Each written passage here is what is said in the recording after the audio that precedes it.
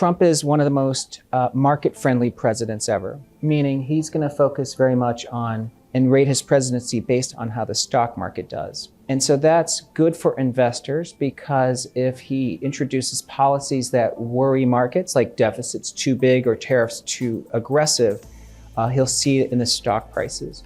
I think the safest way to navigate this from our perspective is to focus on things that we all agree he'll pursue.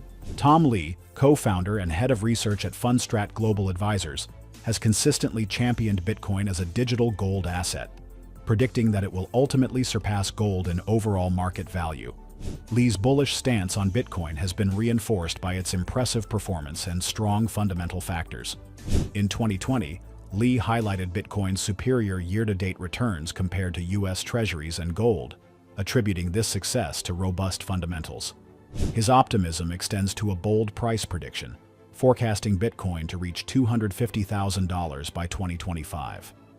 This projection is based on several catalysts that Lee believes will drive Bitcoin's value to new heights.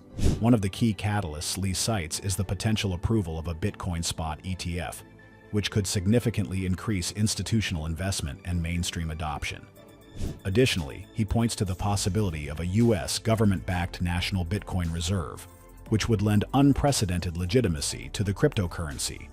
Lee also emphasizes the importance of Bitcoin's halving event in 2024, which reduced the supply of new Bitcoin entering the market. This reduction in supply, coupled with increasing demand, could contribute to a substantial price increase. Furthermore, Donald Trump plans are also underway to have a crypto-friendly administration and advisory council to have crypto-friendly regulations. Key positions should be given to Paul Atkins, who is going to lead SEC, and venture capitalist David Sachs is appointed as AI and crypto czar, tasked with developing a legal framework for AI and crypto. Now we are going to show you more clips of Tom Lee, in which he is talking about the positive government-backed crypto season coming upon us. So, make sure you watch the video until the end. Also like the video and subscribe to the channel if you haven't yet. To us, Bitcoin represents one of the most trusted assets in the world, because we're living in a digital age where AI and cybersecurity threats have really undermined trust in both dealing with each other, but also in financial institutions. The Bitcoin blockchain is still the most secure ledger in the world. It has not had a single hack in its 14-year history. And that means the price of Bitcoin represents the value of trust in a trustless world.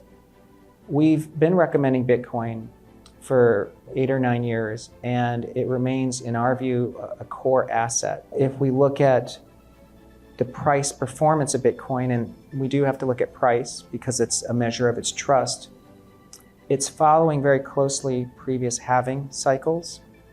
And that implies Bitcoin should be around 100 to 150,000 in the near term, but could easily get close to 500,000 in 5 years. At 500,000 per Bitcoin, it would still be less than the value of gold today. And I think Bitcoin will surpass the value of gold, which would put the value much closer to $1 million per Bitcoin. I think Bitcoin is something you don't want to own if you believe there's another way to measure trust. I think that's many years away, because even the United States may potentially own Bitcoin as a reserve asset. That is a huge endorsement of the security of the Bitcoin blockchain. We've followed crypto for 7-8 years now, and we've seen many what they call altcoins come and go. I think the most important thing to think about if you're going to buy altcoins is, number one, if you're investing in an altcoin, you should measure how useful that token is, or the size of the community. By that measure, Ethereum and Solana look like very credible blockchains, layer 1 blockchains. But the second thing to keep in mind is that when crypto is in what they call crypto season, when it's in a bullish cycle, the altcoins do very well. So if Bitcoin can go from 90,000 to 500,000, many altcoins will do better, but those are not investments, those are trades. I generally don't try to advise people on allocation because How much someone puts into bonds, and bonds are less risky, depends on their tolerance for risk and their age, and also how much money is in the stock market versus their total net worth. So those are three variables that I don't know, and that's why we don't usually advise an allocation mix. But I can say that we've recommended initially, when we first wrote about Bitcoin, that investors put 1% into Bitcoin. And if they didn't sell that Bitcoin, even with the stock market gains, it's now 40% of their portfolio. And if our second suggestion was 0.5% into Bitcoin and 0.5% into Ethereum, and that is now 80% if they didn't rebalance. Today, we're recommending at least 2 to 5% into Bitcoin, but that is as a commodity or alternative exposure, because if they invest 2 to 5% of their money and somehow crypto goes to zero, they didn't lose everything. But if Bitcoin reaches some of the targets we expect, then Bitcoin could end up becoming 50% of their portfolio again.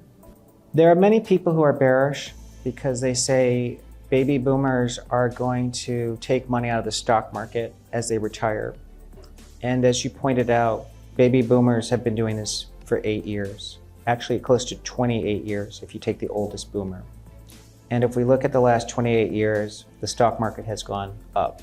The reason it's gone up is that the baby boomers control over $120 billion of household net worth. The interest income from that is close to $7 billion a year.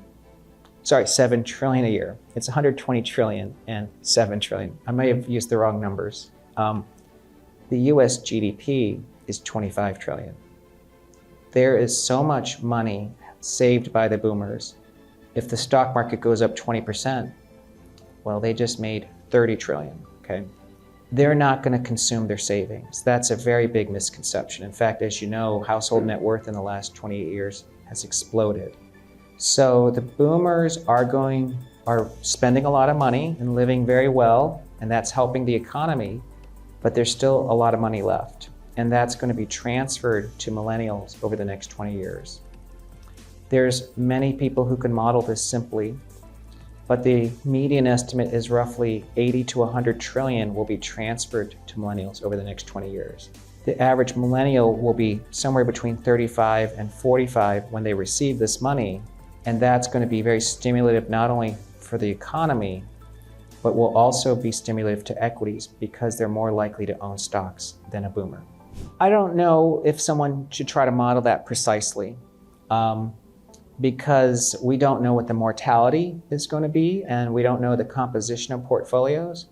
But if someone were to just make a simple observation, for the last 15 years, every single bear has told me the same thing that you just said.